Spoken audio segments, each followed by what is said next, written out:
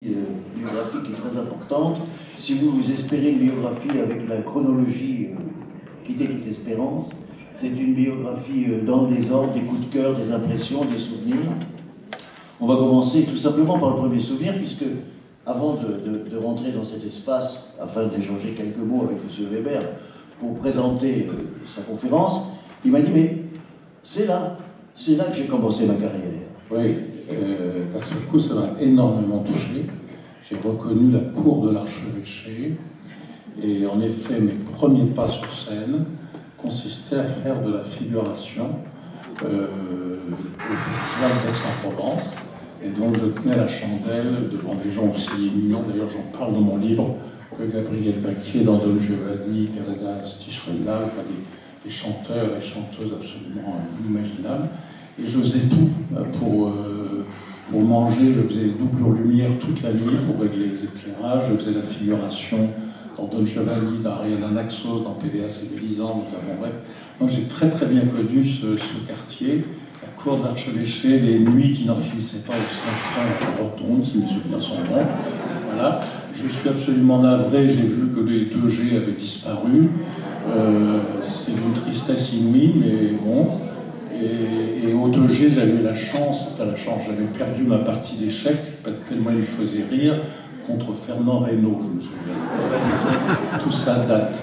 Mais en tout cas, c'est vrai que c'est une ville qui a fait partie vraiment de mes tout débuts et de ma folle jeunesse. Voilà.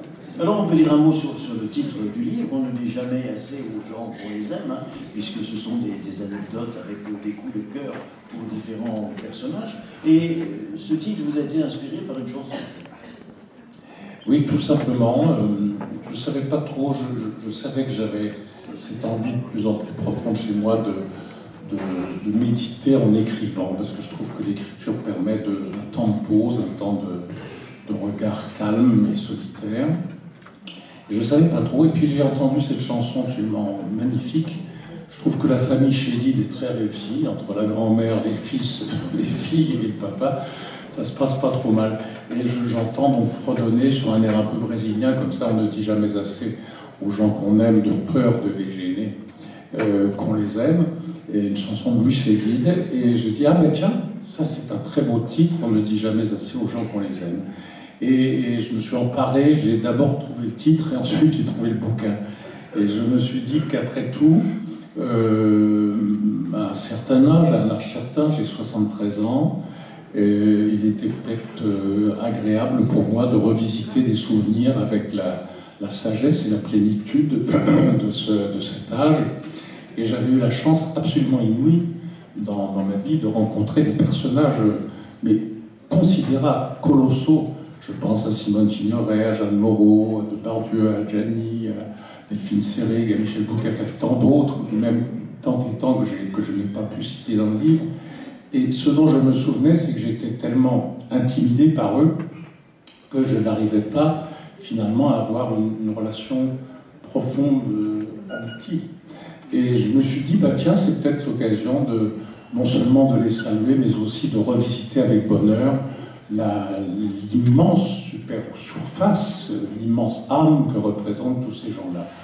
Et je pense que ces gens-là ont constitué une part de mon chemin, de ma vie, de mes aboutissements, si tant est qu'il y en ait. Alors, c'est un titre qui aurait sans doute plu à Maxime Forestier, un personnage que l'on trouve à plusieurs reprises dans votre livre. Oui, alors Maxime Le Forestier, c'est un ami d'enfance, puisque à un moment donné, pour parfaire sa vocation, qui était quand même le chant, il avait pris des cours de violon. C'est un immense musicien, Maxime Le Forestier. Il a une culture musicale extrêmement élaborée, et il avait décidé d'aller dans un petit cours qui débutait, qui était un cours avec une dizaine d'élèves, dans lequel il y avait déjà des fous comme Francis Huster, qui était mon premier compagnon de cours d'art dramatique. Il y avait Sabine Azéma, il y avait Catherine Ferrand, plus tard il y avait Jacques Villeray et tout le monde. Et Maxime a décidé de prendre des cours là-bas. Je dois dire que c'était pas forcément le meilleur acteur que j'ai vu dans ma vie, Mais de là est née une grande amitié, parfois même des grandes colères et des grandes jalousies, parce qu'on ne peut rien contre le chanteur avec sa guitare. Enfin, c'est terrible. Il avait une séduction absolument effrayante. Il me piquait toutes mes petites amies, donc j'étais tout à fait furieux. Et puis après, on est devenus extrêmement amis. Peut-être ce qui nous reliait le plus tous les deux, c'était l'exigence dans notre métier. J'ai rarement vu un homme de variété aussi exigeant par rapport à l'art de la scène, à l'art du chant, de la chanson, de l'écriture de la chanson. Et on avait un code entre nous qui consistait à se dire 3 défauts à chaque spectacle. Il venait me voir, il me disait, voilà, il y a ça, ça et ça qui ne va pas. Et moi je lui disais, il y a ça, ça et ça qui ne va pas. Mais désormais, la dernière fois que je l'ai vu, et je vous invite tous à le voir, je lui ai dit, j'ai rien à te dire, c'est 20 sur 20, c'est-à-dire c'est l'aboutissement, c'est le grand maître, il fait partie des très très grands maîtres de la chanson, et oui, c'était un type qui a énormément compté pour moi. Et d'ailleurs, je tiens à dire, parce qu'en passant à Maxime, je pense aux chevaux, je pense aux animaux, et je pense à un énorme chien qu'il appelait Hannibal Cannibal, qui était un énorme Terre-Neuve. Il fallait faire le tour, s'il était sur le chemin, il fallait faire le tour à cheval pour aller à la maison. Et oui, j'ai également mélangé, parce que je trouve ça très important à notre époque. Je crois qu'une des choses qui nous console un peu de l'horreur dans laquelle le monde se précipite, c'est peut-être la reconnaissance de plus en plus vive, de plus en plus active du monde animal, de son intelligence, de son émotion, de ses structures, de ses organisations. Et j'ai mélangé avec les gens que j'aime, des animaux que j'ai rencontrés qui m'ont bouleversé. Alors, comme il est prévu des lectures, on va peut-être évoquer ces animaux et puis faire une lecture sur l'un d'entre eux. Il y a évidemment Spartacus. Ah oui, alors Spartacus, il mérite. Je l'ai appelé Spartacus parce que j'étais en train de monter un spectacle qui s'appelait Spartacus. Il était le contraire de Spartacus, il n'était pas du tout rebelle, c'était un bon labrador qui avait peur de l'eau, ce qui est quand même très rare. Mais en tout cas, c'est un de mes chiens qui m'a accompagné très très longtemps. Et voilà, et donc oui, j'en parle parce que c'est tellement important un chien, dans son regard, il y a tellement de mystère, de silence, de tendresse, que vraiment j'ai tenu à l'honorer parce que oui, on oublie trop souvent que ce sont des compagnons qui parfois nous font un bien fou. C'est comme les chats, c'est absolument extraordinaire la façon dont ils nous apaisent, même en gardant leur secret, leur mystère, leur rareté, dans leur accompagnement comme ça si sensuel, si arrondi, il y a quelque chose qui nous fait un bien fou, qui nous apaise, qui nous caresse. Alors c'est moins facile de vivre avec un orang-outan. Ah oui, mais je vous préviens. Il y a un passage consacré à l'orang-outan qui est un peu en dissonance peut-être avec le reste de ses impressions, de ses sentiments, d'affection. C'est pas de la dissonance, c'est quasiment un bouleversement. Je le raconte, c'est mieux quand j'écris. Parce que je trouve quand même que ce que j'ai voulu aussi, c'est par rapport à ces gens que j'ai aimés, que j'ai eu la chance de rencontrer, ou ces grands animaux, je trouve qu'on écrit mieux que l'on parle, forcément, parce qu'on prend le temps, et que l'élégance qu'il faut sans doute avoir avec l'amour que l'on peut porter aux individus, au monde, c'est de s'exprimer, de tenter, quand on a la chance d'avoir accès à la connaissance, au langage, etc., c'est tenter de bien s'exprimer. Et moi, ma volonté, quand j'écris, ça fait déjà 4-5 livres que j'écris, c'est d'essayer tout simplement de très bien écrire, de faire au mieux possible, et de surtout pas me contenter d'un récit comme ça, pas loin de l'oral que l'on nettoie un petit peu, puisque l'écrit est le propre de l'oral. Mais voilà, donc il vaut mieux que je lise le chapitre sur l'orang-outan. Lisons l'orang-outan. Alors, je ne sais pas comment il est réglé votre truc, mais on va se débrouiller. Il était tôt, il faisait frais, le ciel était bas et gris, on entendait même les oiseaux. De rares motards brutaux soulevaient le silence comme de la fonte. Quelques voitures esselées ronronnaient au feu rouge, et derrière ces grilles grandement ouvertes, le jardin des plantes n'était pas envahi. Les pelouses peu fleuries et rectilignes dormaient sous la lumière pâle du petit matin. Le suaire du fond, vert sombre, se prélassait sur deux lions de bronze, attendant sans impatience les contemplateurs des siècles futurs. Paris parfois se lève tard, il faut en profiter. Nous avions rendez-vous avec Sabrina. Depuis des années, elle marchait et veillait des journées entières pour aller à la rencontre des grands singes, se taisait pour les écouter, souriait pour les regarder, se posait, le dos tourné au ciel, yeux dans les yeux de nos aînés. Vétérinaire et primatologue, menue comme un fan, elle court aussi le marathon au point de ravitaillement des mains humaines lui tendent un bidon. L'acide raidit ses muscles tenaces, sa tête prend le relais. Elle se souvient des heures de cheminement balisées par les crottes des chimpanzés pour apercevoir l'un d'eux, épouillé de ses longues mains délicates les larges feuilles d'un fucus. Aujourd'hui, elle nous emmène voir Nénette, une grand-mère punk aux cheveux orange qui, depuis plus de 40 ans, vit au Jardin des Plantes. D'humeur changeante, elle boude main rendez-vous, supporte assez mal les paparazzis qui la mitraillent, les mioches qui lui font des grimaces à travers la vitre. Pourtant, volontiers cabotine, elle pose, exécute quelques facéties dont les visiteurs raffolent. Philosophe avec l'ironie du désespoir, elle s'assoit, observe et imite ces curieux animaux qui défilent devant sa vitre. Nénette s'ennuie beaucoup en captivité. Depuis 1972, son regard ne s'est pas éteint, il est triste. On dit qu'un jour, une femelle humaine devant elle se poudra et mit du rouge à lèvres. Nénette prit d'abord la pose du penseur de Rodin, puis s'emparant d'une tige végétale, recopia scrupuleusement chaque geste et leva d'une précieuse de Molière devant le conseiller des Grâces. Nénette est une vedette internationale. La Joconde velue du Jardin des Plantes, la Jeanne Calment des orang-outans, doyenne de ses congénères, rôle principal de plusieurs documentaires et sujet adulé des portraitistes et photographes de la planète. Sabrina veut que nous puissions mieux regarder, partager peut-être avec nos grands frères des siècles, si lointains et si proches. Grâce à elle, nous passons du côté vétérinaire dans les coulisses de la singerie. La ménagerie n'est pas encore ouverte au public, nos pas crissent sur le chemin du zoo de Napoléon III. Les gaures sont immobiles, leur défense porte le ciel à bout de corne, les tortues centenaires paraissent pousser les tonnes invisibles de l'air, des oiseaux rares nous regardent derrière leur masque de sorciers vaudous. Les grilles, barreaux et barrières coupent le monde en deux, nous voilà au mieux contemplateurs nostalgiques, au pire voyeurs d'un exotisme lointain. La beauté du monde est en cabane, nous en sommes les gardiens corrompus. Je pense à Flaubert. Je suis le frère en Dieu de tout ce qui vit, de la girafe comme du crocodile, ma patrie c'est la terre.